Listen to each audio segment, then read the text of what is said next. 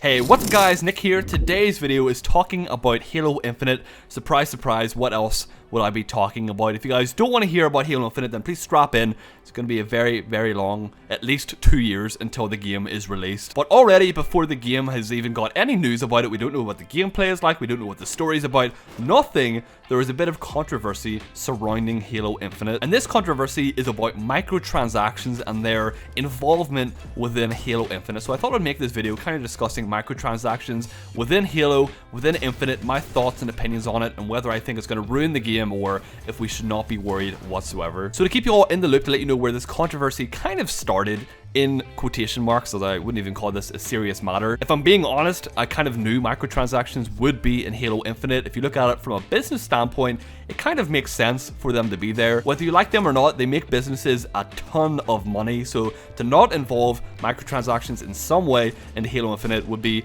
a pretty dumb move from Microsoft. I can almost guarantee that people at 343 are not making their game thinking to themselves, I wonder how we can drain as much money out of our players as we possibly can. That is something that board members at Microsoft will be thinking, hey, put an extra way of making money in the game please, because we want to try and make as much as possible. The people that actually work at 343, all they care about is making a fun game. And I'm not trying to sound like some shill or some person that is completely defending 343 and forever will. But one of the really cool things about getting to actually go to 343 Industries and visit the actual place that makes the game is getting to interact with the people that make the game, getting to talk to them face to face, and you kind of learn that they are people too. They are people that really care about the Halo franchise and just really want to make a fun game. So I think 343 is a very, very good developer. They have made really bad mistakes in the past. There is no excusing that whatsoever. But going forward, especially under Chris Lee, who is the head of development at 343 now, I think Infinite is going in a really awesome direction. But with this news of microtransactions being in the game, which again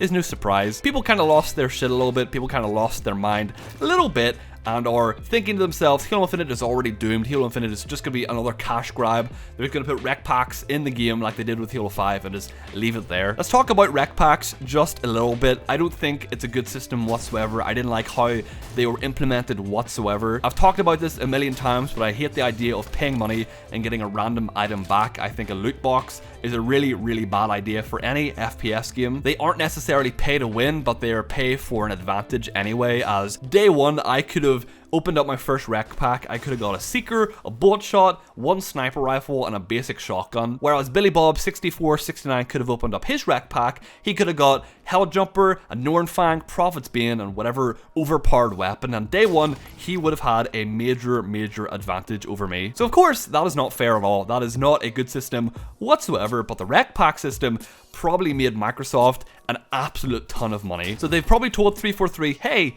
we want this system in the next game, but obviously 343, they want to try and refine this system a little bit. They want to make it a little bit more fair to the players after all of the backlash, I guess I could say, that they received about rec packs. So with the next game, they're for sure going to have microtransactions, but I'm hoping they implement them in a much better way. But while I saw people reacting to microtransactions being in Halo Infinite, Chris Lee, the man who's in charge of Halo Infinite, the head of FPS at 343, kind of came in like a white knight out of nowhere and kind of laid people's worries to rest. On his Twitter, Chris Lee said, "Keep the faith, it's appreciated. We're still working through final plans and we'll share more when we are ready, but I can definitely say that Halo Infinite will not include real money loot boxes." So as someone who really does not like loot boxes, which is basically paying money for a random item, you basically pay your money, put it in a slot machine, and then you're given back random items. That's basically what a loot box is. So the fact that they are not going to have a loot box system in Halo Infinite is really good. I'm hoping this means that any microtransactions that are in the game are more so going to be, hey, this is what you get. If you pay this money, if you want it, then you can do that. Kind of like the Fortnite system where they show you exactly what the skin is. They show you how much money it costs. If you want to pay for it, then you can. If you don't, then you don't have to pay any money for it. Personally, for me, I don't have an issue with this system. Maybe you're someone that doesn't play that much of a certain game, but you really love it and you want to have a certain skin or make your character look a certain way, but you just don't play the game enough to unlock it without, you know, spending 2 years on it. If you want to pay $10 to get a certain skin or make your character look a certain way, this is a good way to do it. It's a fair enough way to kind of skip past all that time investment that you would be doing anyway. And it also means the company can make a little bit of extra money. So I can see it from both sides. I can see why people would be annoyed by it, but I can also justify it from looking at it from the other perspective, which I think all of you should try and do when it comes to microtransactions. Again, in the perfect world, microtransactions just simply would not exist. We would never have to look at in-game purchases, and I especially think in single-player games, microtransactions should be non-existent. The idea of paying for something in a single-player game is absolutely insane to me. I don't agree with that at all. For example, Shadow of War had this system, and I'm pretty sure they have now removed it. Hopefully they have anyway, so that's one example. It's a fantastic game.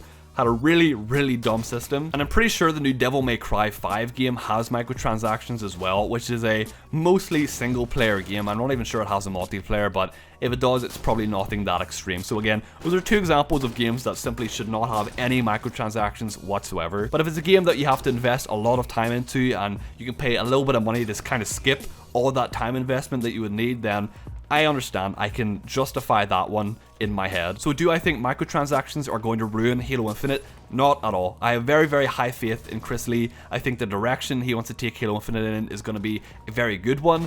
The news of no loot boxes is very good to hear. That makes me extremely happy as a Halo fan. But let me know in the comments down below what you guys think of microtransactions within Halo and Halo Infinite. Do you think you can justify them, or do you think they should be completely non-existent? Please drop a comment down below letting me know your thoughts on them, as I'd be very interested in having a nice discussion with all of you about them. But that's going to do it for the video talking about microtransactions and why I don't think they are going to ruin Halo Infinite, and all of you shouldn't be too worried about it, as again, microtransactions are completely up to the person to actually pay for. There is nobody forcing you to pay extra money within the game if you don't want to. So as long as it's not pay to win, I don't see an issue myself. But if you enjoyed the video, make sure you drop a like and a comment down below, and make sure you hit subscribe if you're brand new to the channel. Thank you all so much for watching. Love you all, and I'll see you in the next one.